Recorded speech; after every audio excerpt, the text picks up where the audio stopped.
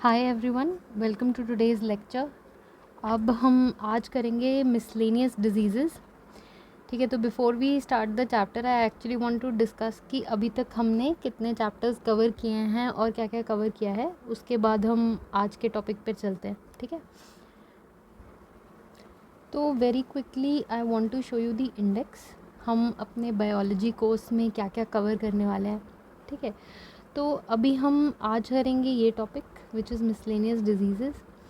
इसके पहले हम ये सब टॉपिक्स बायो फर्टिलाइज़र तक ख़त्म कर चुके हैं। ये न्यूट्रिशन का भी हम ख़त्म कर लेंगे जल्दी ही। देन मतलब ये किस तरीके से मैंने ऑर्गेनाइज़ किया है। सो दिस टू थिंग्स, देखो इंडेक्स बनाते टाइम या किस ऑर्डर में हम पढ़ेंगे, two things are important. One, high yield high priority for the exam. Two, how difficult और ईजी दैट टॉपिक इज़। ठीक है, तो दोनों चीज़ों में बैलेंस बना के हमें रखना चाहिए। तो सबसे ज़्यादा क्वेश्चन आते हैं आपके डिजीज़ वाले सेक्शन से। ठीक है, और सबसे इजी सेक्शन भी है और सबसे हाई यील्डिंग भी है, बट अगेन उसमें ये है कि डेटा काफ़ी हो जाता है। ठीक है, बहुत सारा आपको रट्टाफिकेशन करना पड़ेगा। ठीक है, तो मैंने स्टार्ट किया है आपका थोड़े से सिंपल कंसेप्चुअल टॉपिक्स से, हेरिडिटी वाला। ठीक है, जिसमें हम डीएनए आरएनए क्रोमोसोम ये सब समझते हैं। फिर एक बहुत ही रटू तोता टॉपिक है which is branches of science या सब डिविजन्स ऑफ साइंस, जिसमें कि आप बस अंधाधुंध पढ़ते जाते हो कि इन्वायरमेंट की स्टडी को इकोलॉजी कहते हैं, एक्स की स्टडी को वाई कहते हैं, दिस दैट। तो ये टॉपिक मैंने रखा है। फिर उसके बाद आपका एनिमल किंगडम का टैक्सोनॉमी पार्ट आ जाता है, जिसमें कि बड़े सिंपल से क्वेश्चन है जिसको हम ऑलरेडी कवर कर चुके हैं। फिर कुछ theories of evolution of life which is not a very high priority topic, but ये है कि बड़ा छोटा सा चैप्टर है, तो ये भी हमने स्टार्टिंग में कवर किया है।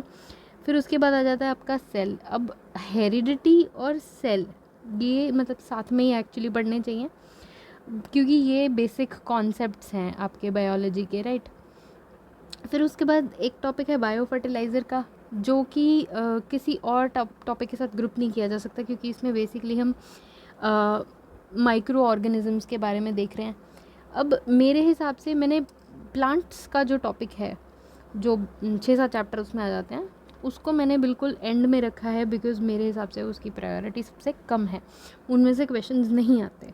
बट बायो फर्टिलाइज़र को अगर हम प्लांट न्यूट्रिशन के एंगल से देखें तो प्लांट वाले में रख सकते थे, लेकिन बायो फर्टिलाइज़र में से कुछ जो क्वेश्चंस है ना, जैसे आपका राइजोबियम माइकोरिज़ा, जो मतलब हाईली रिपीटेड क्वेश्चंस हैं, तो फिर वो I did not want to categorize into a low priority topic, तो मैंने बायो फर्टिलाइज़र को भी आपका ऊपर रखा है। फिर उसके बाद हमारा 7th चैप्टर आ जाता है न्यूट्रिशन का, जैसे मैंने 2 पार्ट्स में डिवाइड किया है, प्रोटीन्स कार्ब्स फैट्स एक में, वाइटामिन मिनरल्स मेटल्स एक्सेट्रा जो आपका दूसरे में। फिर सबसे जो हाई प्रायोरिटी, सबसे important but also little bit data heavy section आ जाता है आपका डिजीज़ का। ठीक है, जिस पे कि हम पहुंच चुके हैं। डेफिशिएंसी डिजीज़ हम ऑलरेडी कर चुके हैं, आज हम मिसलेनियस करेंगे। उसके बाद viral, bacterial, fungal, parasitic, genetic disorders, इस तरीके से आगे जाएंगे। फिर उसके बाद मैंने रखा है जेनेटिक इंजीनियरिंग का टॉपिक, क्योंकि since we will be covering genetic disorders, तो उसके साथ ही में जेनेटिक इंजीनियरिंग कर लेना भी मेक्स सेंस। ठीक है, फिर उसके बाद मैंने रखा है मिसलेनियस चैप्टर, जिसको कि कहीं मतलब ऐसे क्वेश्चन हैं जिनको आप कहीं कैटेगराइज नहीं कर पा रहे हैं, है ना। तो बट ऐसा नहीं है कि ये लो प्रायोरिटी है। ठीक है, बहुत सारे क्वेश्चन हैं, जब हम ये चैप्टर करेंगे तो आई विल शो यू कि इसमें से काफ़ी मतलब क्वेश्चंस आ जाते हैं, तो मैंने इसको भी ऊपर रखा है। फिर उसके बाद आ जाता है आपका ह्यूमन एनाटमी वाला सेक्शन। इसमें से मतलब ये ज़्यादा डिफ़िकल्ट नहीं है, ईजी है। ईजी तो सारी बायोलॉजी है वैसे, I keep saying that, but हाँ इसमें से जितनी आप मेहनत करोगे उतनी इसकी यील्ड नहीं है। ठीक है, आप जितना इसमें रट्टा मारोगे उतना फ़ायदा नहीं दे पाता, तो थोड़ा सा लो प्रायोरिटी है, बट करके जाना है ये नहीं। अब मान लो आपके बायो के 6 to 8 क्वेश्चंस आ रहे हैं, ठीक है, एक पेपर में, अब 2 भी इसमें से आ गए तो आपके वो तो गए। So even though I say that a section is low priority, it doesn't mean that you have to leave it, it means you do it in the end. It means that आप disease वाले को जब एकदम रट के वो कर चुके हों कि हाँ भाई this is done, this is on my finger tips, only then you approach these topics. ठीक है, these last two human anatomy and plants का सेक्शन जो है, क्योंकि जैसे look at this chapter plant diseases, hardly ever a question comes out of this. की जो plants की डिजीज़ेज़ होती हैं। तो बस इंडेक्स में इतना ही। अब हम आगे अपने टॉपिक पे चलते हैं। अच्छा, आगे बढ़ने से पहले actually I want to bore you one more time with कि ये नोट्स किस तरीके से स्ट्रक्चर्ड हैं, कैसे बनाए गए हैं। तो देखो, ऐसे तो there is a vast ocean of things जिनमें कि पीएचडी की जा सकती है जब आप यूपीएससी या पीसीएस की प्रिपरेशन में लगते हैं, ठीक है। The only way to keep your preparation under control, time wise, strategy बनाते समय जो भी है, आप the only way you can control it is if you follow the guideline from the previously asked questions, ठीक है। आपको ये करना है कि पहले हाई प्रायोरिटी टॉपिक्स जिनमें से क्वेश्चन आते हैं, रिपीटेड क्वेश्चन आते हैं, वो आप पहले कवर करें, ठीक है। अब हमें पता ही है कि यूपीएससी में साइंस से ज़्यादा इन्वायरमेंट को तवज्जो दी जाती है, और स्टेट पीसीएस के एग्ज़ाम्स में bio, physics, chemistry, the science section को ज़्यादा वैल्यू दी जाती है रादर देन इन्वायरमेंट। ऐसा नहीं है कि इन्वायरमेंट से क्वेश्चन नहीं आते, पर उतने नहीं आते जितने कि यूपीएससी पूछता है, ठीक है। तो science section is very important for particularly आपका यूपीपीएससी और बीपीएससी, ठीक है। इन दोनों में तो it is crucial if I may say so, ठीक है। तो अब मैंने ये नोट्स ऐसे प्रिपेयर किए हैं कि एकदम जो हाई यील्ड चीज़ें, टू द पॉइंट नोट्स हैं। Having said that, I have still incorporated, मतलब जैसे हम कोई डिज़ीज़ पढ़ रहे हैं तो ऐसा नहीं है कि बस बता दिया अरे B1 की डेफिशिएंसी से बेरी बेरी हो जाती है एंड मूव ऑन। नहीं, मैंने बताया है कि बेरी बेरी क्या है, how serious it is, this that, but at the same time I have explained कि आपको पेपर में ये नहीं पूछेंगे, and I have marked it in a colour coded in a way कि आपको उसको याद नहीं करना है, बस एक बार ही समझना है एंड मूव ऑन करना है। और बस क्वेश्चन ये आएगा कि किसकी डेफिशिएंसी से कौन सी डिज़ीज़ होती है, ठीक है। तो इस तरीके की चीज़ें मैंने बहुत सारे इसमें निमोनिक्स ट्रिक्स डालने की कोशिश की है। और कुछ ऐसी चीज़ें होती हैं जैसे अभी आज के टॉपिक में हम करेंगे ना, तो कुछ हम मिसलेनियस डिजीज़ेस देखेंगे। तो अब जैसे मान लो टीबी है या अर्थराइटिस है या अल्जाइमर्स है, अब इसके रिलेशन में इम्पॉर्टेंट डेज भी आते हैं, ठीक है। तो although I have incorporated them here, मैंने उनके ट्रिक्स को यहाँ नहीं डाला है। ट्रिक्स के लिए I will make a separate video जिसमें कि एकदम comprehensive I will do all the, मतलब ऐसा नहीं है कि मेरे पास ट्रिक्स नहीं थे और मैं नहीं डाल सकती थी अभी, बट आई थॉट कि इस चैप्टर में उसकी ज़रूरत नहीं है। इसमें आप जो डिज़ीज़ पढ़ रहे हो उसके एसोसिएशन में करके जो याद कर पा रहे हो वो बढ़िया है। अपार्ट फ्रॉम दैट, अगर आपको सारे डेज एक बारी में याद करें तो उसके लिए एक I will do a separate video जिसमें कंप्लीट ट्रिक्स होंगी। बट जो चीज़ों की ट्रिक्स इसमें बनना है ज़रूरी था, I have try to incorporate that. फिर भी आपको कुछ लगे कोई चीज़ नहीं no very difficult to learn, बड़ी कम्बरसम लग रही है, तो आप मेरे को कॉमेंट करके बताओ, मैं कोई ना कोई आपको ट्रिक से I will try to help you, ठीक है। मैंने इसमें सभी जो प्रीवियस ईयर क्वेश्चन है ना, specially with focus on UP and Bihar का पेपर, मैंने सभी क्वेश्चंस डाले हैं। आप एक बारी ये नोट्स कोई भी चैप्टर के कर लो, ठीक है। फिर उसके रिलेटेड टॉपिक आप ढूंढो, अरिहंत घटना चक्र से आप उसके क्वेश्चंस जो आए हुए हैं इन दोनों एग्ज़ाम्स में आप सॉल्व करके देखो। I guarantee you will be able to solve those questions, ठीक है। एंड हमें पता है कि स्टेट पीसीएस के एग्ज़ाम्स में रेपिटेशन होता है या रिलेटेड चीज़ें जो पहले पूछी गई हैं उस टॉपिक से रिलेटेड चीज़ें आती हैं, तो all of that is covered in these notes, ठीक है। अब ल्यूसेंट में मेरे को ऐसा लगता है कि कुछ डेटा जो होता है ना एक्सेसिव दिया होता है और कुछ डेटा ऐसा होता है जो बहुत ही कम दिया होता है। मतलब it is a good book, no बुराई नहीं करी मैं किताब की, पर मैं वैसे कह रही हूँ कि अगर आप यूपी बिहार के पेपर के पर्सपेक्टिव से देखें तो कुछ कुछ उसमें ओवर हो जाता है और कहीं कहीं कम रह जाता है। तो आप अगर देखेंगे तो जो इम्पॉर्टेंट चीज़ें हैं वो मैंने अपने नोट्स में इनकॉर्पोरेट किए हैं। तो अब और ज़्यादा बातें ना करते हुए हम अपने टॉपिक पे चलते हैं। तो स्टार्ट कर रहे हैं हम मिसलेनियस डिजीज़ेस।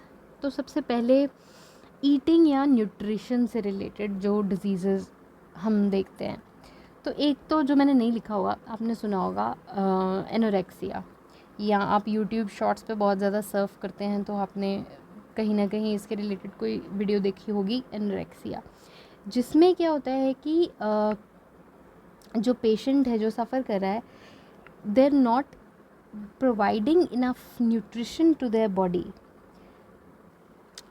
तो इसमें क्या होता है कि जो पेशेंट होता है वो सेल्फ स्टावेशन से गुज़र रहा होता है, मतलब दे डोंट ईट इनफ। उससे क्या है, मिराज ऑफ प्रॉब्लम्स जो हैं स्टार्ट हो जाती हैं। फिर उसी के रिलेटेड एक डिसऑर्डर है bulimia, wherein it is the opposite thing. ये भी एक ईटिंग डिसऑर्डर है, पर इसमें क्या है, जो पर्सन सफ़र कर रहा है they do not know when to stop eating, so they generally overeat. ठीक है। अब एनोरेक्सिया मैंने इसलिए नहीं डाला है क्योंकि अभी तक उस पर क्वेश्चन नहीं आया है। अब बुलीमिया मैंने डाला है क्योंकि यूपी के एग्ज़ाम में 2016 में ये पूछा गया है। ठीक है, तो नेक्स्ट देखते हैं। नेक्स्ट है आपका स्लीप एपनिया। ये अभी रिसेंटली न्यूज़ में भी था। ठीक है, तो पहले मैं समझाती हूँ ये होता क्या है, फिर हम थोड़ी इसके बारे में चर्चा करेंगे। तो इसमें क्या होता है ना कि either due to a lot of being overweight, lot of extra weight, जो है जो थ्रोट के ऊपर कुछ फैट का वेट आने लगता है। सो पीपल रिपीटेडली रात में सोते समय दे स्टॉप ब्रीदिंग। तो ये बहुत ही मतलब रिस्की चीज़ है, of course very very serious. If you stop breathing it can be fatal, है ना। आपकी बॉडी को when you stop breathing you don't get enough oxygen, आपकी ब्लड में ऑक्सीजन की मात्रा कम हो जाएगी, दिस कैन बी फेटल, है ना। तो अब इससे रिलेटेड अगर आपको न्यूज़ याद हो तो बप्पी लहरी, उनकी डेथ जो है स्लीप एपनिया से हुई। ठीक है, तो ये तो बस याद रखने के लिए है। तो नेक्स्ट करते हैं, किडनी रिलेटेड कौन सी डिजीज़ेज़ हैं। तो इसमें एक क्वेश्चन पूछा जाता है कि लॉन्ग फास्ट अगर कोई रख रहा है, जैसे सभी हमारे घर में मम्मीज़ जो हैं वो बड़े लंबे लंबे फास्ट रखते हैं। एटलीस्ट मैं तो अपनी मदर को बार बार बोलती हूँ कि ये this is not an healthy thing to do, मतलब once in a while okay, but ये एक हेल्दी चीज़ नहीं है। तो क्वेश्चन बनता है कि लॉन्ग फास्टिंग अगर आप करते हैं तो कौन सी ऑर्गन पे इम्पैक्ट आता है। तो आपकी किडनीज़ पे इम्पैक्ट आता है सबसे ज़्यादा। ठीक है, तो ये यूपी के पेपर में 2013 में क्वेश्चन पूछा गया। ठीक है, फिर किडनी रिलेटेड ही एक होती है ब्राइट्स डिजीज़। तो डायरेक्टली ब्राइट्स डिजीज़ पे क्वेश्चन नहीं आया था, क्वेश्चन ये वो क्या होती है उस पे आया था और नाम नहीं पूछा गया था डिजीज़ का। तो समझते हैं क्या आया था क्वेश्चन। तो ब्राइट्स डिजीज़ जो होती है ये आपकी किडनी को इफ़ेक्ट करती है, ये सीरियस लेवल पर पहुंच जाए तो किडनी फेलियर भी कॉज कर सकती है। तो इसमें क्या होता है कि एल्ब्यूमिन जो कि एक प्रोटीन होता है जो आपके ब्लड में, जो ब्लड प्लाज्मा होता है उसमें मिलता है, वो रिलीज़ हो जाता है यूरिन के साथ। ठीक है, वो रिलीज़ होने लगता है, ये डिज़ीज़ कहलाती है ब्राइट्स डिजीज़। बट क्वेश्चन ये पूछा गया था कि अगर एल्ब्यूमिन रिलीज़ हो रहा है यूरिन के साथ तो आपकी बॉडी का कौन सा ऑर्गन इम्पैक्टेड है। ठीक है, तो आंसर उसमें किडनी हो जाएगा। ठीक है, यानी कि ये चीज़ पूछी गई थी कि इफ़ेक्ट किसे करता है। ठीक है, बट किसी पेपर में नाम भी पूछा जा सकता है, ब्राइट्स डिजीज़ नाम आपको भी याद रखना है। ठीक है, आगे देखते हैं। तो कार्डियोवैस्कुलर रिलेटेड पे अब आ जाते हैं। तो इसमें हम ऐसे ही करेंगे, बहुत सारी डिफरेंट कैटेगरीज़ हैं बिकॉज़ ये मिसलेनियस वाला चैप्टर है, मिसलेनियस डिजीज़ वाला, तो बहुत सारी कैटेगरीज़ आएंगी इसमें। अब हम देख रहे हैं कार्डियोवैस्कुलर यानी कि हार्ट रिलेटेड आपका। तो इससे पहले कि हम आगे डिजीज़ देखें या हार्ट अटैक जो भी डिजीज़ होती है वो देखें, तो पहले समझ लेते हैं कोलेस्ट्रॉल क्या चीज़ होती है, कौन सी बला का नाम है। ठीक है, तो कोलेस्ट्रॉल जो है आपका लिवर बनाता है पहली बात तो, जो आपको चाहिए। ठीक है, लेकिन जो आप खाना खाते हो उसमें आप कोलेस्ट्रॉल इनटेक भी कर ले रहे हो, तो मोस्ट प्रोबेबली ये होगा कि कोलेस्ट्रॉल बढ़ जाएगा। ठीक है, तो इसीलिए लोग अपना कोलेस्ट्रॉल चेक करवाते हैं to keep it in check कि उसके लेवल्स अंडर कंट्रोल रहें। तो अब हम जो भी एनिमल बेस्ड खाना खाते हैं ना, जैसे हम मीट खा रहे हैं, अंडा खा रहे हैं, दूध पी रहे हैं, ठीक है, तो उनमें कोलेस्ट्रॉल की मात्रा होती है और अच्छी खासी होती है। तो this can lead to a rise. अब अगर बहुत ही ज़्यादा हो गया, आप मान लो थोड़ा ओवरवेट भी है और आप इस तरीके की चीज़ें जिसमें कि हाई कोलेस्ट्रॉल है आप ज़्यादा खा रहे हैं, तो too much cholesterol in your blood it is a big risk factor for heart disease. ठीक है, अब दो टाइप का कोलेस्ट्रॉल होता है, एक अच्छा वाला एक गंदा वाला। ठीक है, अच्छे वाले को हम गुड कोलेस्ट्रॉल बोल देंगे, बुरे वाले को बैड कोलेस्ट्रॉल बोल देंगे। बट जो बैड वाला होता है उसको बोलते हैं लो डेंसिटी लाइपोप्रोटीन, LDL। अब जब जो आपकी हार्ट की आर्टरीज़ जो हैं वो जो क्लॉग हो जाती हैं, उनका जो मेन कॉज है वो LDL है, तभी ये बैड कोलेस्ट्रॉल है। ठीक है, दूसरा जो होता है हाई डेंसिटी लाइपोप्रोटीन, वो एक्चुअली अच्छा काम करता है, इसीलिए उसको गुड कोलेस्ट्रॉल बोलते हैं। वो जो आपके ब्लड में कोलेस्ट्रॉल है उसको क्लियर करने की कोशिश करता है। तो HDL आपका अच्छा वाला कोलेस्ट्रॉल होता है। इससे ज़्यादा डिटेल में इस पे जाने की ज़रूरत नहीं है actually. In fact if to tell you truly here, cholesterol के ऊपर डायरेक्टली क्वेश्चन नहीं आया, ठीक है, बट हम फिर भी इसको समझ लेते हैं क्योंकि आ तो सकता ही है, एंड ये बड़ी कॉमन नॉलेज है, ये जो 2 टाइप के कोलेस्ट्रॉल होते हैं। तो आगे चलते हैं, देखते हैं anatomy of a heart attack. तो पहले इसको समझ लेते हैं, उसके बाद जो क्वेश्चन आया है उसको हम आंसर करेंगे। तो क्या होता है जब आप एक हाई कोलेस्ट्रॉल डाइट ले रहे होते हो और how it leads to a heart attack.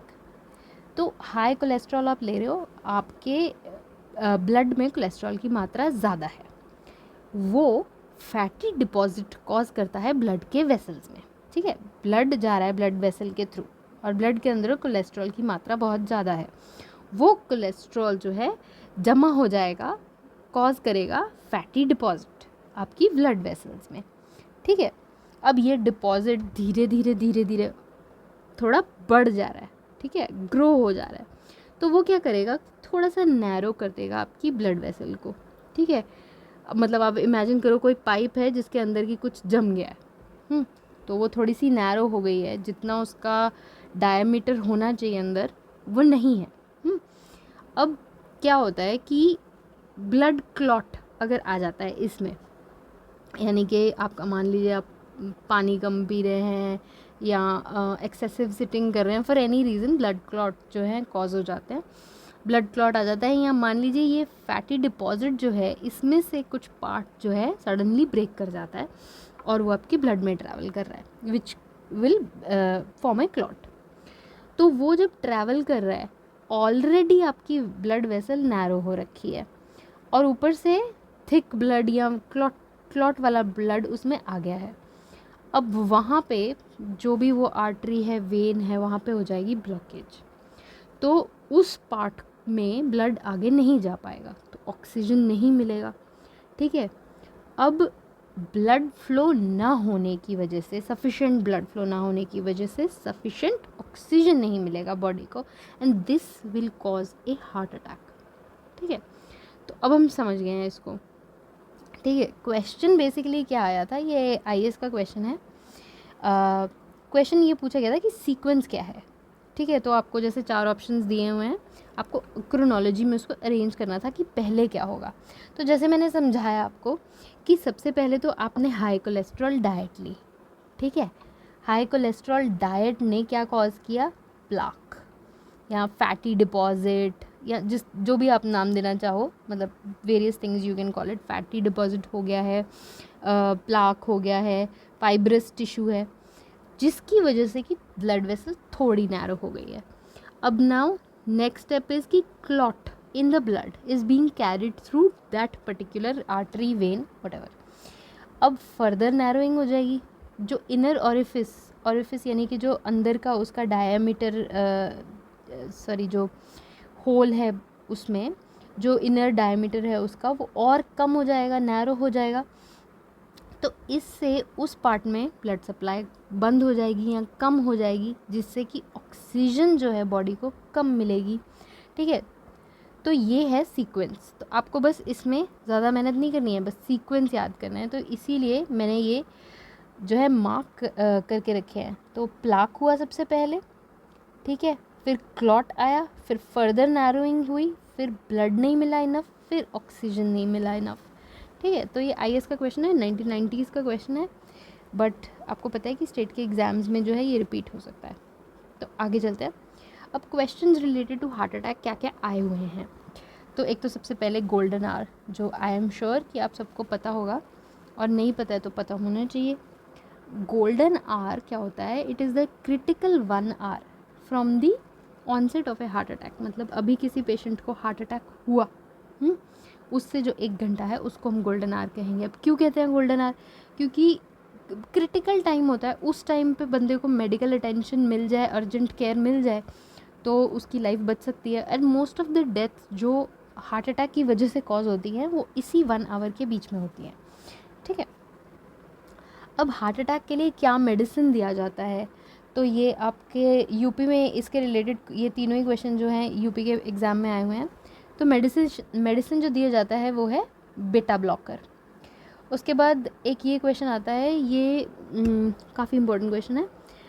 तो हार्ट बीट रेगुलेट करने के लिए हमें किस चीज़ की ज़रूरत होती है, what is essential for it, तो पोटेशियम एसेंशियल है, ठीक है। और इसमें फिर आगे क्वेश्चन आता है कि पोटेशियम का रिच सोर्स कौन सा है, क्या खाना चाहिए हमें पोटेशियम लेने के लिए, तो the answer to that is apple, ठीक है। तो हमने सुना ना ऐसा कि an apple a day keeps the doctor away, तो ये इसीलिए है क्योंकि एप्पल में पोटेशियम होता है और भी बहुत सारी अच्छी चीज़ें होती हैं लाइक एंटीऑक्सीडेंट्स एंड एवरीथिंग, तो एप्पल खाना चाहिए, ठीक है। अब कार्डियोवैस्कुलर रिलेटेड में हम आगे देख लेते हैं ब्लड प्रेशर रिलेटेड क्वेश्चंस। वैसे हम जब ह्यूमन एनाटमी वाला सेक्शन करेंगे उसमें जैसे ब्लड के ऊपर भी एक चैप्टर करेंगे, है ना, जो हमारा कार्डियोवैस्कुलर सिस्टम है उसके ऊपर, तो उसमें भी ये क्वेश्चंस आई थिंक रिपीट होंगे, बट यहाँ भी कवर कर लेते हैं, वहाँ भी कर लेंगे, अच्छे से याद हो जाएगा। तो ब्लड प्रेशर जब नापते हैं तो बड़ी एक सुंदर सी मशीन होती है ना, आराम से बैठ के ब्लड प्रेशर जो है मेजर कराया जाता है। तो वो सुंदर सी मशीन को कहते क्या है, तो उसे कहते हैं हम स्फिग्मोमैनोमीटर। बड़ा सुंदर सा नाम है बड़ी सुंदर सी मशीन का, स्फिग्मोमैनोमीटर। अब दूसरा क्वेश्चन इसमें आता है कि यूनिट क्या होता है ब्लड प्रेशर का मेजर करने का, तो mmHg में नापा जाता है बीपी को, ठीक है। This is millimetre of mercury, Hg जो है मर्क्यूरी का सिंबल होता है। फिर जो आपका ब्लड प्रेशर नापा जाता है उसमें 2 तरीके से नापते हैं कि एक तो मैक्सिमम क्या है और मिनिमम क्या है। तो मैक्सिमम वाले को सिस्टोलिक बोलते हैं और मिनिमम वाले को डायस्टोलिक बोलते हैं। अब अगर पूछा जाए कि एक हेल्दी एडल्ट के लिए जो नॉर्मल ब्लड प्रेशर है वो कितना होना चाहिए, तो वो होना चाहिए आपका 120/80 mmHg, यानी कि जो आपका मैक्सिमम है वो यानी कि सिस्टोलिक जो है वो 120 होना चाहिए और मिनिमम यानी कि डायस्टोलिक जो है 80 होना चाहिए मिलीमीटर्स ऑफ मर्क्यूरी, ठीक है। सिंपल से क्वेश्चन है। वैसे तो एक बारी पढ़ के याद हो जाते हैं ये, बट वो अभी लगता है कि एक बारी पढ़ के याद हो जाते हैं, जब फिर फाइनल पेपर आता है तो इतना डाइसी हो जाता है गेम कि बेटर है कि आप इसको मल्टीपल रिविजन्स करें। इसीलिए नोट्स जो हैं वो शॉर्ट कंसाइज एकदम टू द पॉइंट रखना बड़ा ज़रूरी है। Eight the same time it should be covering everything. अगर आपका सब फैला हुआ है कि अरे ये 3 किताबों में से मेरे को पढ़ना है, मैं एंड में जो है 3 किताबों से रिविजन करूँगा, that's never gonna work. You have to have concise to the point, एक ही जगह पे complete notes, only then can you revise in the last days. तो ज्ञान हो गया, आगे चलता है।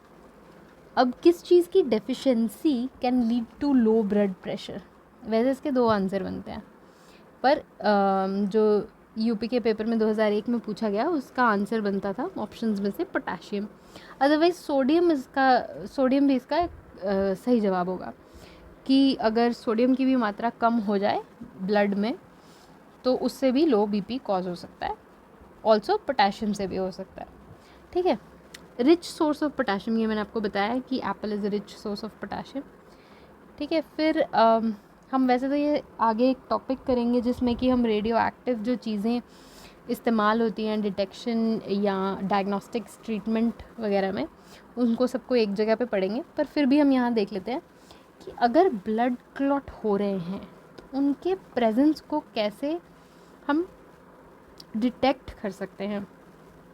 तो सोडियम का एक रेडियो एक्टिव आइसोटोप है सोडियम 24, उसको इस्तेमाल करके डिटेक्ट किया जा सकता है ब्लड क्लॉट्स को, ठीक है। तो मैंने आपको ये बात तो बता दी कि ब्लड में सोडियम होता है, ठीक है। आपके ब्लड में नमक होता है, ठीक है, नॉट रियली, हाँ, सोडियम होता है। नेक्स्ट देखते हैं। तो कार्डियोवैस्कुलर रिलेटेड ये लास्ट है, कोरोनरी आर्टरी डिजीज़। तो आर्टरीज़ जो होती हैं वो सप्लाई करती हैं ब्लड के through oxygen to the body, ठीक है।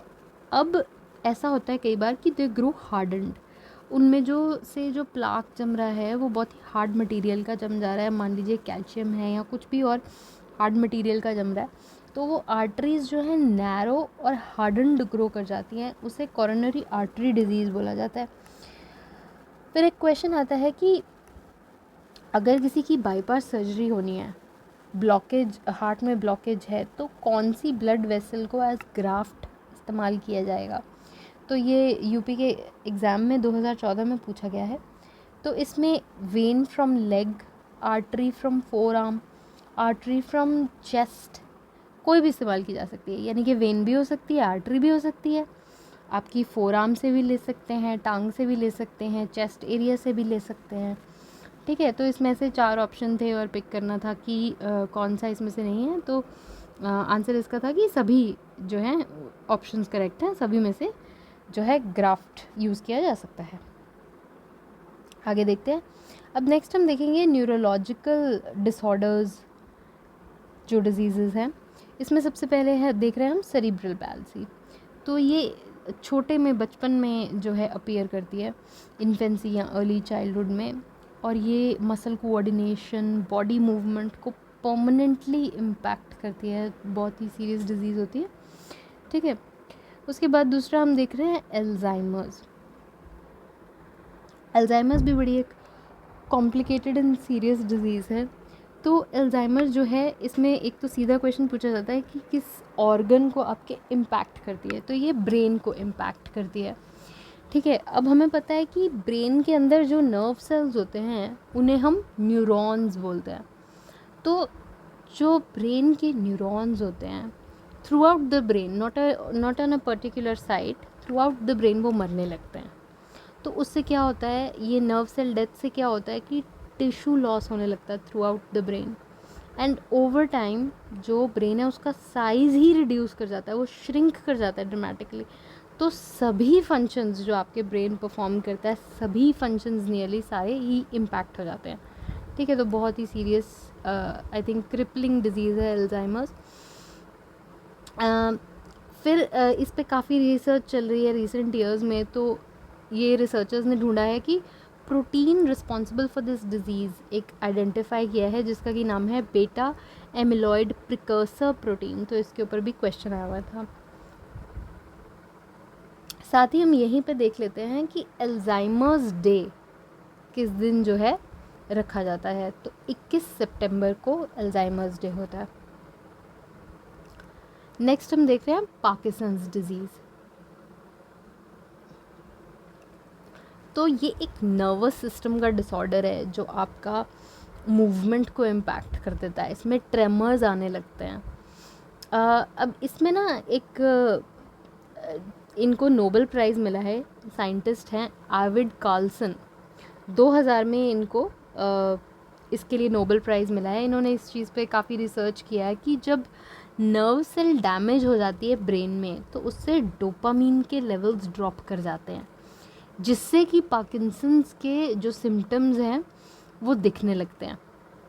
अब डोपामीन क्या होता है, तो जब भी आप ये यूट्यूब शॉर्ट्स देख के खुश हो रहे होते हैं तो आप अपने आप को डोपामीन दे रहे हैं। ठीक है, तो ये ऐसी 2 चीज़ें होती हैं, सेरोटोनिन एंड डोपामीन।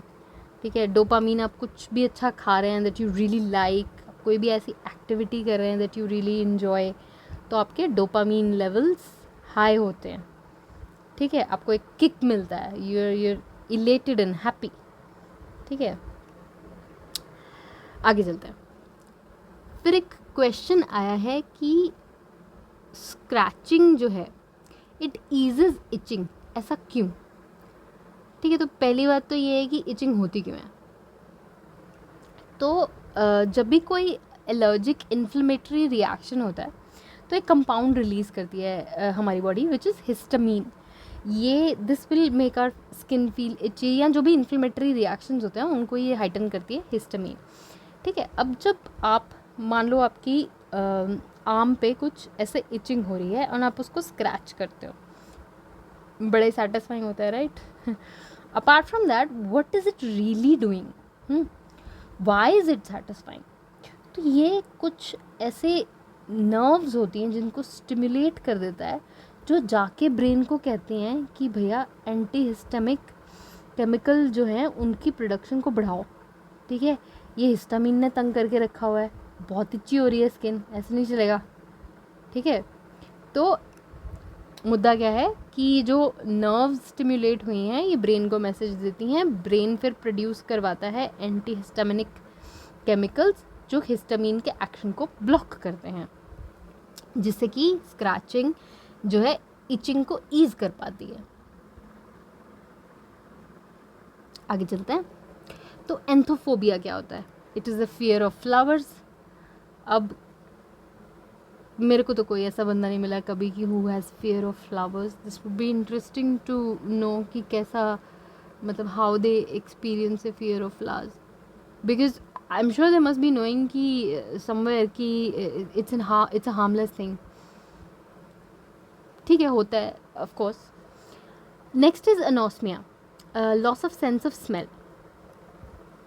अनोस्मिया अगर आपको है तो you've lost your sense of smell. जैसे मतलब कोई सिवियर कोल्ड हो जाए, फ्लू हो जाए, उस तरीके की चीज़ हो जाए, तब भी टेम्परेरली भी हो जाता है कि आप स्मेल नहीं कर पाते सही से चीज़ों को, ठीक है। अब मूव ऑन करते हैं हम आई रिलेटेड डिजीज़ पे, जिसमें कि सबसे पहले है आपका कैटरैक्ट। एक्चुअली कैटरैक्ट को समझने से पहले ना हम थोड़ा सा इसमें यहीं पे पार्ट्स ऑफ आई समझ लेते हैं।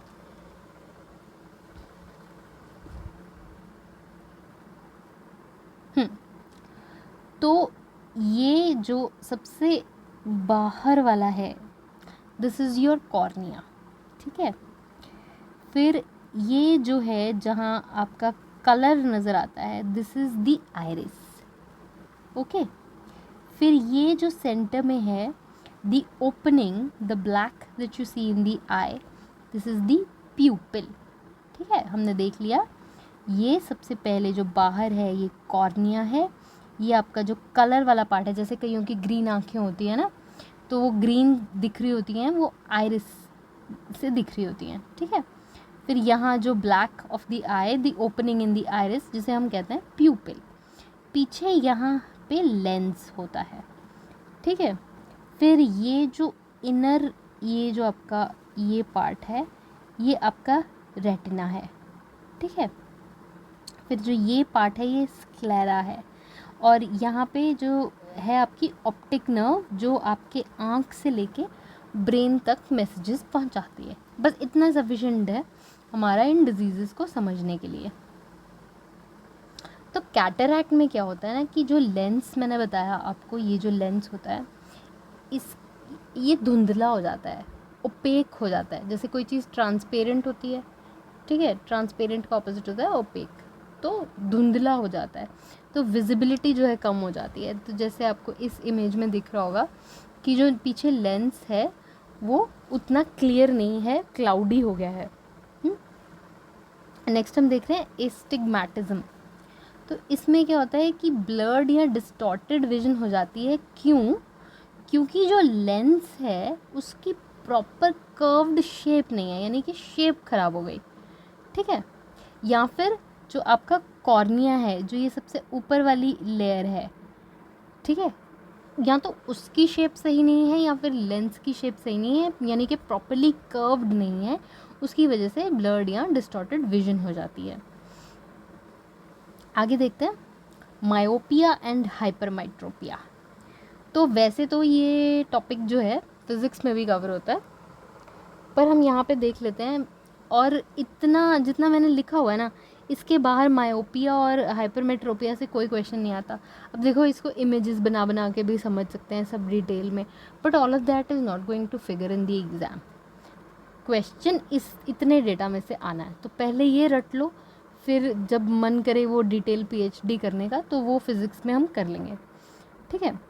तो मायोपिया क्या होता है? देखो, अब सिंपल इसको याद करना है, बहुत कॉम्प्लिकेट नहीं करना। मायोपिया छोटा वर्ड है, हाइपरमेट्रोपिया बड़ा वर्ड है। तो छोटे वाले वर्ड में जो शॉर्ट साइटेडनेस है वो हो जाएगी, बड़ा वाला वर्ड जो हाइपरमेट्रोपिया है दैट इज़ लॉन्ग साइटेडनेस, ठीक है। बस इतना रट लो, बाकी हम उससे कोरिलेट करके याद कर लेंगे। तो मायोपिया हम याद कर रहे हैं, ठीक है। छोटा वर्ड है शॉर्ट साइटेडनेस, यानी कि जो पास की चीज़ें हैं वो तो क्लियरली दिखती हैं, ठीक है, शॉर्ट साइटेडनेस यानी कि शॉर्ट तो मुझे सही दिखता है, ठीक है, नियर बाय ऑब्जेक्ट्स क्लियर दिखते हैं, दूर के ऑब्जेक्ट्स धुंधले ब्लरी नज़र आते हैं। अब जैसे मैंने दिखाया ऊपर कि ऐसे आपकी आई होती है, ठीक है, और इधर आपका रेटिना होता है और यहाँ आपका लेंस है। तो अब रे ऑफ लाइट आ रही है, ठीक है, आपको पास का दिख रहा है, दूर का नहीं दिख रहा है। तो दूर से, जब दूर से आती है ना रे, तो हम ऐसे पैरेलल बनाते हैं, ठीक है, वैसे तो पास से भी पैरेलल ही बनाते हैं, पर मतलब जैसे इन्फिनिटी से आ रही है, आप दिखा रहे हैं कि बहुत दूर से रे ऑफ लाइट आ रही है। तो जब ये कन्वर्ज करती है तो ये रेटिना के पहले ही कन्वर्ज कर जाती है, ठीक है। अब focuses, the light focuses in front of the retina. तो इसको करेक्ट करने के लिए जो आपका कनकेव लेंस होता है उसका इस्तेमाल किया जाता है, ताकि इनको थोड़ा सा डाइवर्ज करके थोड़ा पीछे मिलाया जाए, यानी कि ये रेटिना पे मिले। तो it is corrected using A concave lens. इसको हम बहुत अच्छे से समझेंगे, बट फिज़िक्स के पार्ट में समझेंगे। अभी हम इसकी समझिए आप समरी कर रहे हैं और इतना सफिशेंट है बायो में। ये जो है एक बारी यूपी में 2015 में पूछा गया। वैसे ये रिपीटेड क्वेश्चंस हैं, काफ़ी बार आए हुए हैं। फिज़िक्स में हम डिटेल में देखेंगे कि कहाँ कहाँ पे पूछा गया है। फिर नेक्स्ट है हाइपरमेट्रोपिया। तो अब ये बड़ा वर्ड है, दिस इज़ लॉन्ग साइटेडनेस, यानी कि डिस्टेंट ऑब्जेक्ट्स तो मेरे को नज़र आते हैं क्लियरली, लेकिन जब नियर बाय का कुछ पढ़ना होता है ना, बिल्कुल एकदम पास में रख दो तो I can't read it properly, ठीक है, ये इसका मीनिंग है। तो इसका मतलब जो आपके लाइट आ रही है, जो वो रेटिना पे उसको फॉल करना चाहिए, वो रेटिना पे ना फॉल करके उसके पीछे चली जा रही है, ठीक है।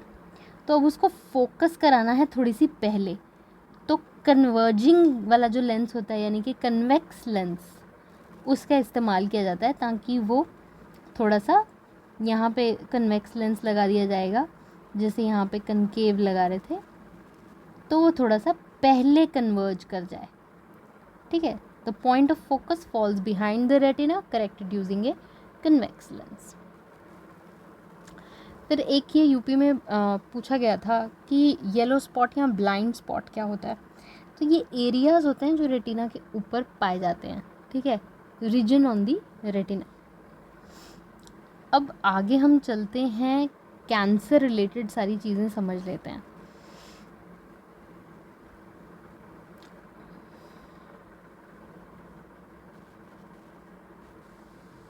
तो सबसे पहले तो कैंसर क्या होता है, तो इन सिंपल शॉर्ट वर्ड्स अगर हम समझाएं तो एबनॉर्मल सेल ग्रोथ, यानी कि कुछ सेल्स ऐसे हैं जो इतना फास्ट ग्रो करने लग जाते हैं, इतनी जल्दी उनका नंबर मल्टीप्लाई करने लगता है, that they start to harm the body as a whole. तो क्या दो डेफिनेशंस लिखी है मैंने, एबनॉर्मल सेल ग्रोथ या अनकंट्रोल्ड मल्टीप्लिकेशन ऑफ सेल्स। अब इससे होता क्या है, अब देखो, जैसे अगर नंबर ऑफ़ सेल्स इंक्रीज़ हो रहा है बॉडी में, तो हम अपनी बॉडी को जो न्यूट्रिशन देते हैं वो सभी सेल्स कंज्यूम करते हैं और उसके ऊपर सर्वाइव करते हैं, राइट। बट उनका एक ग्रोथ रेट है जो अगर बहुत फास्ट हो जाए और वो बहुत जल्दी उस न्यूट्रिशन को कंज्यूम करने लग जाएं, तो जो बाकी के हेल्दी सेल्स हैं उनके लिए those healthy cells will be starved, ठीक है। तो उससे जो है नॉर्मल सेल्स की डेथ होने लगती है, ठीक है। तो the cells cause excessive consumption of nutrients, ये वाले जो बड़ी जल्दी बड़ी फास्ट ग्रो कर रहे हैं, बड़ी जल्दी मल्टीप्लाई कर रहे हैं, ये कंज्यूम करने लगते हैं न्यूट्रिएंट्स को। तो जो नॉर्मल सेल्स हैं बॉडी के, उनको न्यूट्रिएंट नहीं मिल पाते तो वो मरने लगते हैं, ठीक है। अब इसके बारे में आईएएस में क्वेश्चन पूछा गया था कि ऐसी कौन सी डिजीज़ है, आइडेंटिफाई करें, that begins as a single cell and grows into a merciless disease that claims millions of lives year after year, ठीक है। तो ये है आपका कैंसर, ठीक है।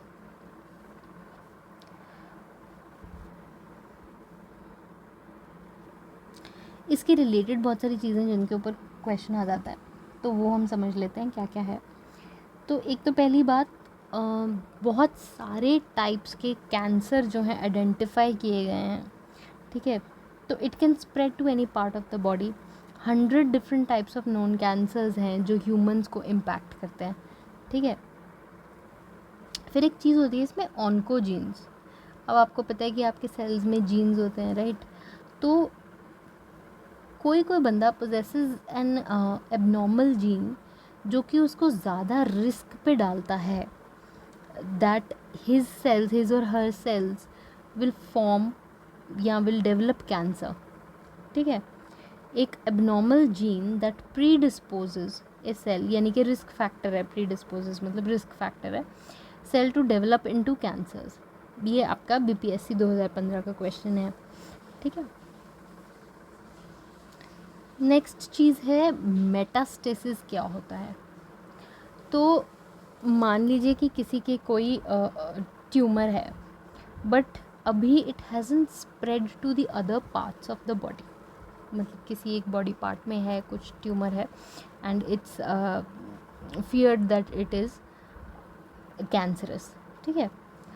अब अगर वो वहाँ से उस साइट से जो कैंसर सेल्स हैं फैल जाएं ब्लड के थ्रू या हमारे लिम्फेटिक सिस्टम के थ्रू, जैसे भी स्प्रेड कर जाए to the other parts of the body, तो उस चीज़ को कहा जाता है, उस प्रोसेस को कहेंगे हम कि जो कैंसर है इट हैज़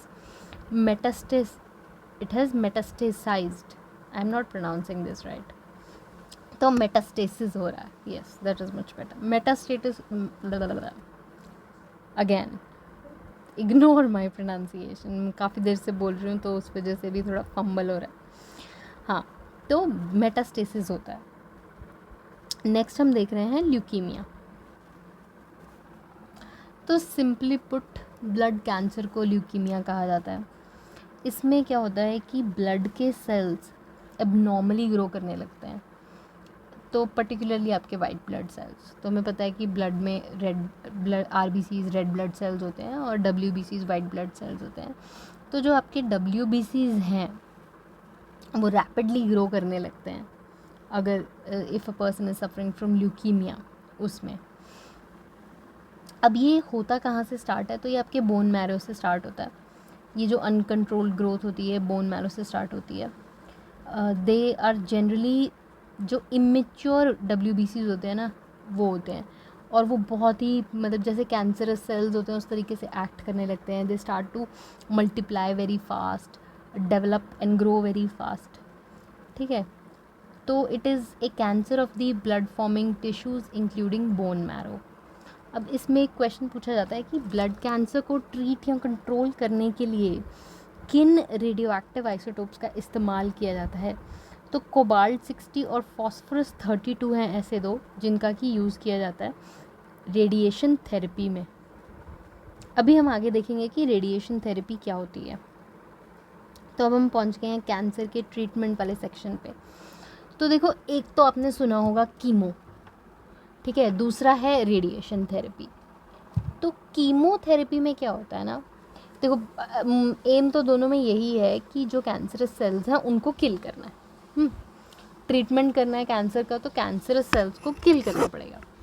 एक आप कर सकते हो थ्रू कीमोथेरेपी, वेरिन आप कोई ड्रग्स, कोई मेडिसिन, कुछ केमिकल जैसे दे रहे हो, चाहे ओरल रूट से, जैसे भी, कि जो ऐसे सेल्स हैं जो बहुत तेज़ ग्रो कर रहे हैं, बहुत जल्दी मल्टीप्लाई कर रहे हैं, फास्ट ग्रोइंग सेल्स, उनको वो ड्रग्स किल कर दें, ठीक है। अब ये कैसे किल करते हैं, तो जो सेल के अंदर न्यूक्लियस के अंदर जीन्स लाई कर रहे होते हैं ना, तो उनको डैमेज कर देते हैं ताकि वो सेल रेप्लिकेट या मल्टीप्लाई जो है वो ना कर सके और इवेंचुअली वो सेल डाई कर जाए जो कैंसरस सेल है, ठीक है। फिर दूसरी होती है आपकी रेडिएशन थेरेपी। उसमें भी एम तो सेम ही है कि आपको जो कैंसरस सेल है उसके न्यूक्लियस के अंदर जो डीएनए जीन जो है उसको डैमेज करना है, ठीक है, ट्रीटमेंट के लिए। तो उसमें हम कैसे ट्रीटमेंट करते हैं, हाई एनर्जी पार्टिकल्स का इस्तेमाल होता है, जैसे X rays, gamma rays, protons, इनका इस्तेमाल होता है उनको डैमेज करने के लिए। अब रेडिएशन और कीमो में क्या है ना कि जैसे आपने कीमोथेरेपी में कोई मेडिसिन जो है, दवाई आपने मुंह में डाल ली है ना, अब how will you stop it from impacting your whole body, यानी कि लोकलाइज करना थोड़ा सा मुश्किल है, बट रेडिएशन थेरेपी में ऐसा कर सकते हैं कि उसी साइट को रेडिएशन के अंडरगो कराया जाए जहाँ पे कि कैंसरस सेल्स हैं, ठीक है।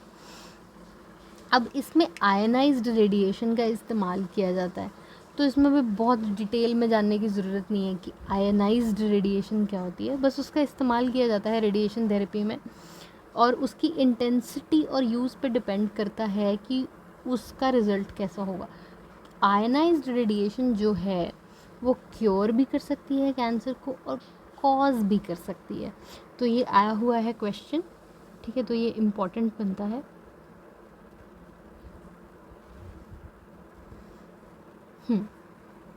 तो यहाँ कीमो वर्सेस रेडिएशन में मैंने लिखा है कि रेडिएशन थेरेपी जो है उसको लोकलाइज किया जा सकता है instead of impacting the whole body, ठीक है। फिर कैंसर ट्रीटमेंट में जो रेडिएशन इस्तेमाल होती है, फोटोन रेडिएशन भी इस्तेमाल की जा सकती है, पार्टिकल रेडिएशन भी इस्तेमाल की जा सकती है। Again if you are very curious you can search this, but इसके जो भी आप सर्च करोगे डिटेल उसके ऊपर क्वेश्चन नहीं बनता, ठीक है। इतना बस, दिस इज़ इट। ये भी कोई बहुत हाई यील्डिंग क्वेश्चन नहीं बनता है, यानी कि इसके आने की कोई बहुत ज़्यादा प्रोबेबिलिटी नहीं बनती है। तो यहाँ पे फुल स्टॉप लगाओ, नेक्स्ट टॉपिक करो। फिर मोस्ट रीसेंट थेरेपी जो कि सभी टाइप के कैंसर्स के लिए इस्तेमाल की जा रही है वो कौन सी है, तो ये आया हुआ है क्वेश्चन। ये है IMRT, इंटेंसिटी मॉड्यूलेटेड रेडियोथेरेपी, ठीक है, इसको बस आप रट लीजिए। नेक्स्ट है इंटरफेरॉन क्या है। तो अगेन इसके ऊपर आएगा तो एक आपको सिंपल क्वेश्चन आएगा, बट आप बस समझ लीजिए पहली चीज़ ये है क्या ये कोई पॉजिटिव चीज़ है, कोई नेगेटिव चीज़ है। तो interferon is something that we use to control और ट्रीट कैंसर।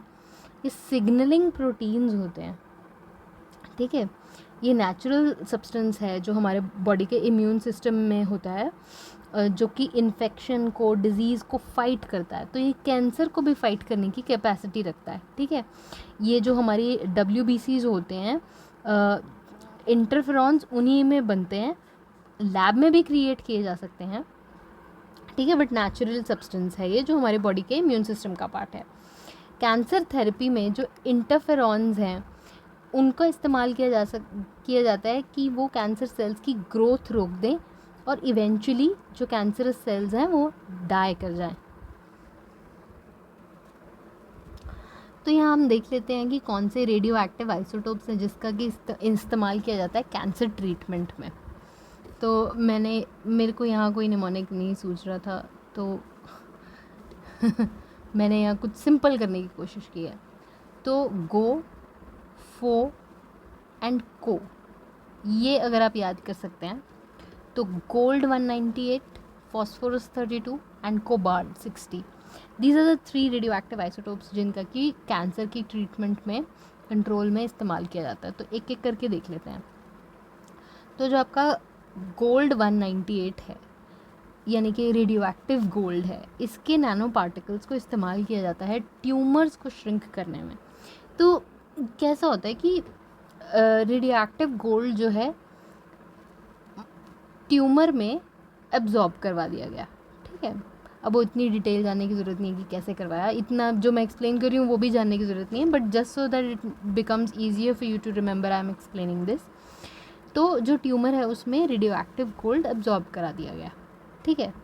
तो अब उसको रेडिएशन थेरेपी दिया जाए तो बाकी जो सेल्स हैं वो रेडिएशन हार्मलेसली उनसे क्रॉस कर जाती है, बट जो ट्यूमर है उसमें नैनो गोल्ड पार्टिकल्स हैं जो कि उस रेडिएशन को एब्जॉर्ब करके हीट अप हो जाते हैं और अपने सराउंडिंग ट्यूमर सेल्स को किल कर देंगे, ठीक है। इस तरीके से रेडियो एक्टिव आइसोटोप्स का इस्तेमाल किया जाता है रेडिएशन थेरेपी के साथ, कभी उसको कंबाइन किया जाता है कीमोथेरेपी के साथ, ठीक है। फिर आपका जो फॉस्फोरस 32 है और कोबाल्ट 60 है, इनको ल्यूकीमिया की ट्रीटमेंट में भी इस्तेमाल किया जाता है। जो कोबाल्ट 60 है इसको तो रेडिएशन थेरेपी में यूज़ किया जाता है because it ejects gamma rays, जो हमारे हाई एनर्जी पार्टिकल्स हो गए जो हमने पढ़ा कि रेडिएशन थेरेपी में इस्तेमाल होते हैं। ठीक है, अब इसके रिलेटेड एक इम्पॉर्टेंट डे है cancer day which falls on 4 फरवरी। तो इसको याद करने के लिए कुछ सिंपल ट्रिक है। तो ये तो सबको पता ही होगा कि कैंसर के लिए ये जो सिंबल है वो रिबन इस तरीके से लगाते हैं। ठीक है, तो या तो आप विजुअल मेमोरी बना लो, देखो कि यहाँ पे ऐसे 4 नज़र आ रहा है ना 4 फेब उसका, या फिर यह देखो आप इस तरीके से विजुअलाइज करो तो ये नंबर 4 बन रहा है। ठीक है, और दिस रिबन हैज़ 2 एंड्स, तो 4 and 2 यानी कि द सेकेंड मंथ। ठीक है, तो आपका ये बन जाएगा 4 फरवरी को कैंसर डे फॉल करता है, वर्ल्ड कैंसर डे।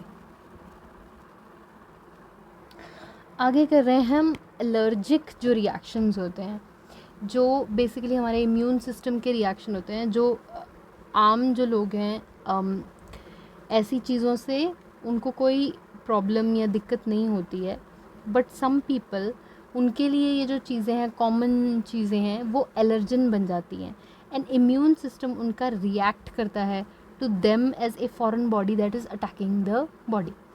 ठीक है, अब इसमें सबसे पहला है अस्थमा।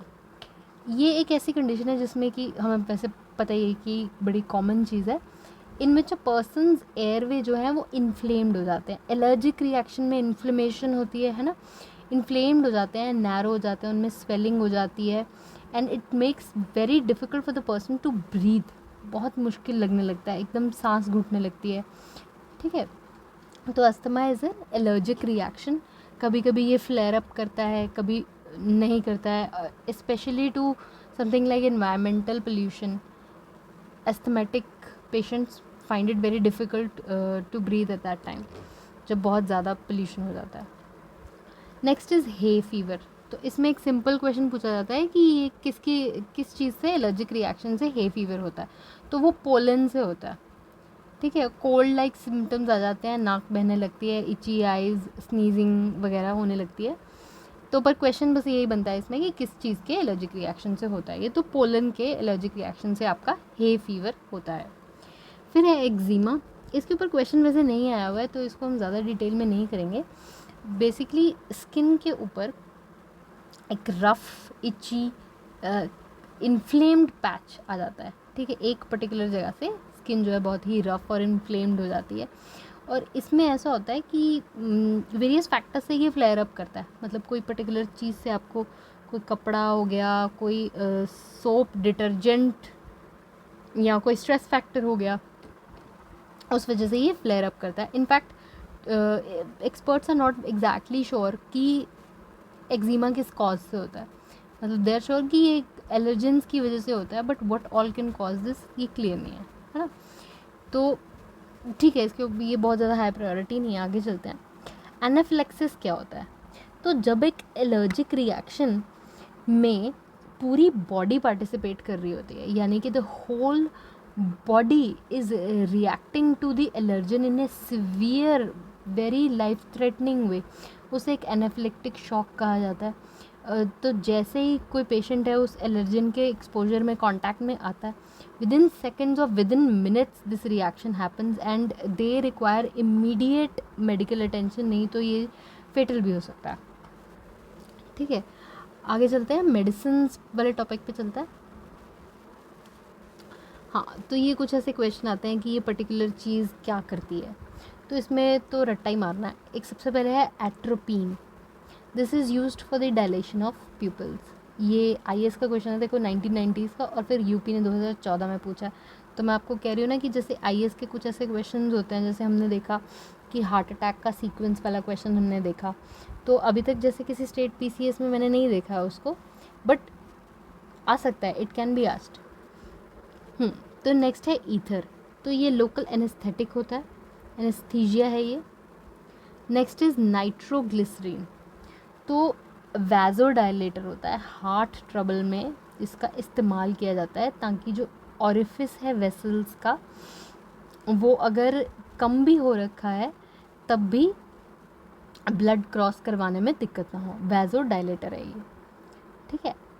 एस्पिरिन, तो एस्पिरिन ये ज़्यादा इम्पोर्टेंट टॉपिक नहीं है, ये राजस्थान के पेपर में 2013 में इसके बारे में एक क्वेश्चन आया था कि whether it is a narcotic drug और नॉट, तो इट इज़ नॉट। फिर भी हम इसके बारे में 2-3 चीज़ें जान लेते हैं कि एक तो जो एस्पिरिन होता है it is a neurologically active drug. अगर आपको दर्द हो रहा है, पेन हो रहा है, तो it helps in relieving pain, और ये anti blood clotting action cause करता है, ठीक है। यानी कि अगर किसी पेशेंट का ब्लड थिकन हो रखा है और डर है ऐसा कि ब्लड क्लॉट फॉर्म हो सकते हैं, तो एस्पिरिन दिया जाता है। नेक्स्ट एक रैंडम सा क्वेश्चन है कि जो ब्लैंक कैप्सूल्स होते हैं जिसके अंदर की दवाई भर के दी जाती है, जैसे आप किसी भी सप्लीमेंट्स को देख लो, विटामिन बी के, विटामिन ई के कैप्सूल देख लो, तो वो जो ब्लैंक कैप्सूल है वो किस चीज़ का बना हुआ है, ये रिपीट हुआ है क्वेश्चन। तो वो स्टार्च का बना हुआ होता है, ठीक है। और ऑब्वियसली हमारे पेट में जाके वो स्टार्च डिज़ोल्व हो जाता है, मेडिसिन बाहर आ जाती है और फिर अपना काम करती है, ठीक है। फिर एक नेक्स्ट ये आता है पायरेथ्रिन क्या है, तो ये मस्कीटो कंट्रोल के लिए इस्तेमाल किया जाने वाला इंसेक्टिसाइड है, जिसको कि जो फ्लावर होता है बड़ा सुंदर सा क्रिजेंथेमम, उससे डिराइव किया जाता है। फिर आगे देख रहे हैं कुछ राजस्थान में आए हुए क्वेश्चन है कि DRDO ने कुछ 2-3 पॉलीहोबल प्रोडक्ट्स लॉन्च किए थे, उसके रिलेटेड 2016-2018 में ये क्वेश्चन पूछे गए थे। Again not very important but very easy to learn, तो हम पढ़ ही लेते हैं। तो सबसे पहला है ल्यूकोस्किन, ठीक है। ये ल्यूकोडर्मा के लिए ट्रीटमेंट लॉन्च किया गया था DRDO के द्वारा। फिर एमटूथ है, ये टूथिक के लिए है ट्रीटमेंट। एग्जिट है जो एक्जिमा के लिए है ट्रीटमेंट, ठीक है। ज़्यादा इसमें डिटेल में कुछ देखने वाला नहीं है, बस नेम एसोसिएशन करके याद करिए और आगे बढ़िए। नेक्स्ट हम देख रहे हैं मेडिकल डिवाइसेस।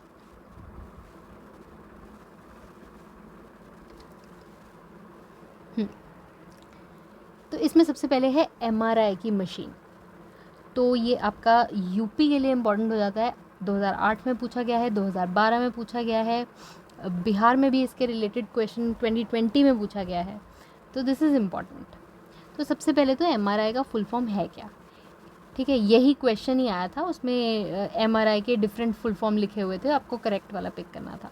तो करेक्ट फुल फॉर्म है मैग्नेटिक रेजोनेंस इमेजिंग, ठीक है। फिर बिहार में जो क्वेश्चन पूछा गया था वो ये था कि ये किस चीज़ का इस्तेमाल करता है, क्या गामा रेज़ का इस्तेमाल करता है, क्या एक्सरेज का, किस चीज़ का इस्तेमाल करता है।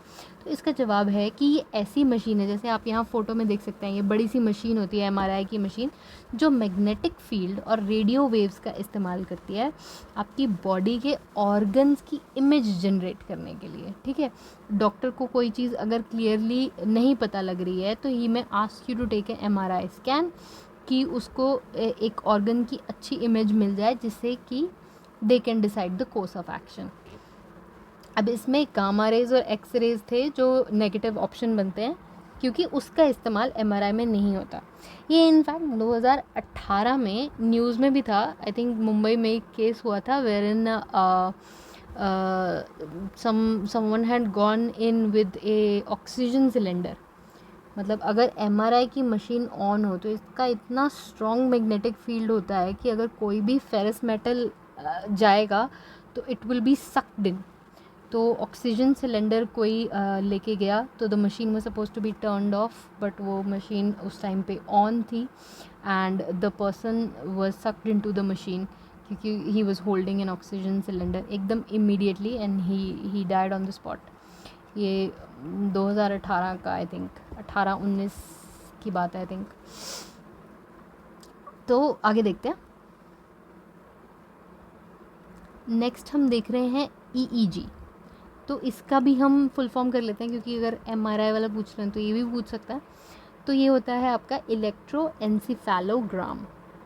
जो भी ब्रेन डिजीज़ेस होती हैं उनको डायग्नोस करने के लिए EEG का टेस्ट करवाया जाता है। ये ब्रेन की एक्टिविटी को रिकॉर्ड करता है, ठीक है।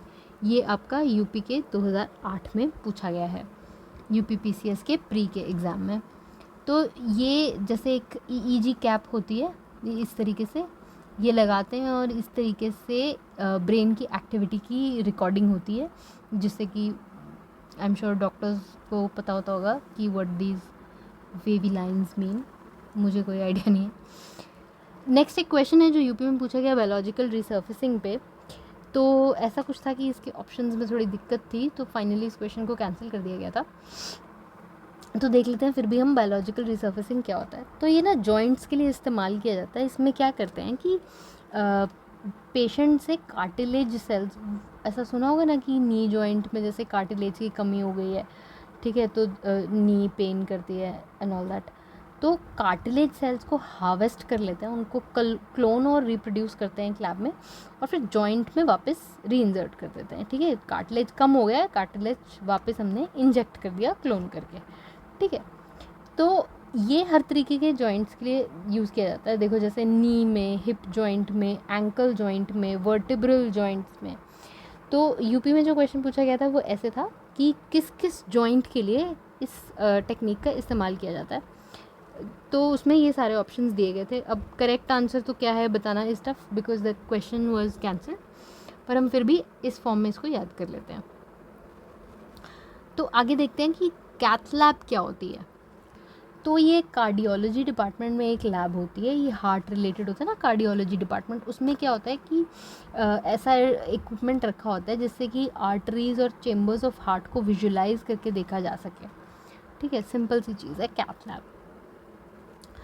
अब हम देख रहे हैं कि रेडियो एक्टिव आइसोटोप्स ऐसे जिनका कि डायग्नोस्टिक या ट्रीटमेंट में इस्तेमाल किया जाता है। तो एक तो ऐसी चीज़ें जो हम पहले ही देख चुके हैं कैंसर के लिए, जो कोबाल्ट 60, गोल्ड 98 और फॉस्फोरस 32 का इस्तेमाल होता है। थोड़ी सी उसकी डिटेल लिखी हुई है, ठीक है, बहुत ज़्यादा नहीं है, बहुत ही आसान है। तो कोबाल्ट 60 जो है हमने पढ़ा था कि गामा रेज इजेक्ट करता है, इसलिए उसका इस्तेमाल रेडिएशन थेरेपी में किया जाता है। गोल्ड 198 मैंने आपको अच्छे से समझाया था कि ट्यूमर्स को श्रिंक करने में इसका इस्तेमाल होता है कैंसर ट्रीटमेंट में। फिर कोबाल्ट 60 एंड फॉस्फोरस 32 का ब्लड कैंसर यानी कि ल्यूकीमिया के ट्रीटमेंट में इस्तेमाल होता है। ल्यूकीमिया हमने पढ़ लिया, जिसमें कि जो इमेच्योर WBCs होते हैं उनका नंबर बहुत बढ़ जाता है, ये बोन मैरो से स्टार्ट होता है। ठीक है, अब दो चीज़ें और हम याद कर लेते हैं, एक तो है आर्सेनिक 74, दूसरा है आयोडीन 131। तो इनका क्या यूज़ है। ठीक है, आर्सेनिक वाला क्वेश्चन आपका यूपी में 2001 में पूछा गया है। आर्सेनिक 74 का इस्तेमाल होता है ट्यूमर के डिटेक्शन के लिए। ठीक है, तो 74 तो आपको याद ही करना पड़ेगा, कोई मुझे इसका ट्रिक सूझा नहीं, लेकिन आर्सेनिक का बन सकता है। तो ट्यूमर कैसा होता है, बॉम्ब जैसा, है ना। ट्यूमर अगर कैंसरस हुआ तो कभी भी फैल सकता है, बॉडी में फट सकता है। ठीक है, तो tumour is equal to a bomb. तो सैनिक को भेजा जाता है डिटेक्ट करने के लिए बॉम्ब। तो आर्सेनिक जो है is use for the detection of tumour. ऐसे हम रिलेट करके याद कर लेंगे। फिर आयोडीन तो हमें पता है कि आयोडीन डेफिशिएंसी डिजीज़ में अगर आपने पढ़ा होगा तो आयोडीन की डेफिशिएंसी से जो है थायराइड ग्लैंड में दिक्कत आने लगती है। तो आयोडीन 131 का इस्तेमाल किया जाता है एक्टिविटी ऑफ थायराइड ग्लैंड को डिटेक्ट करने के लिए कि उसमें कुछ गड़बड़ है कि नहीं। फिर आ रहे हैं हम ब्लड पे। तो कोई ब्लड डिसऑर्डर को डिटेक्ट करना हो, ब्लड क्लॉट के प्रेजेंस को या फिर ब्लड फ्लो की स्पीड को, तो हम radio active isotope of sodium का इस्तेमाल करते हैं। ठीक है, तो इसमें मैंने पहले समझाया हुआ है कि क्या तुम्हारे खून में नमक है। तो इससे ये चीज़ याद करनी है, मैंने आपको पहले भी पढ़ा दिया कि सोडियम जो है वो ब्लड में हमारे प्रेजेंट होता है। ये नॉर्मल बीपी मेंटेन करने के लिए बड़ा ज़रूरी होता है। अगर इसकी मात्रा कम हो जाती है तो बीपी लो हो जाता है। ठीक है, बहुत सारे दूसरे फंक्शंस भी होते हैं सोडियम के, बट अभी हमें ये याद करना है कि सोडियम 24 का इस्तेमाल होता है ब्लड क्लॉट्स को डिटेक्ट करने के लिए, और दूसरे रेडियो एक्टिव सोडियम का इस्तेमाल होता है to measure the speed of blood flow. ठीक है, फिर रेडियो कार्बन डेटिंग में जो ये टेक्निक है जिसको कि ऑर्गेनिक मटेरियल को डेट करने के लिए इस्तेमाल किया जाता है, उसमें कौन सा रेडियो एक्टिव आइसोटोप यूज़ होता है। तो द आंसर इज़ कार्बन 14।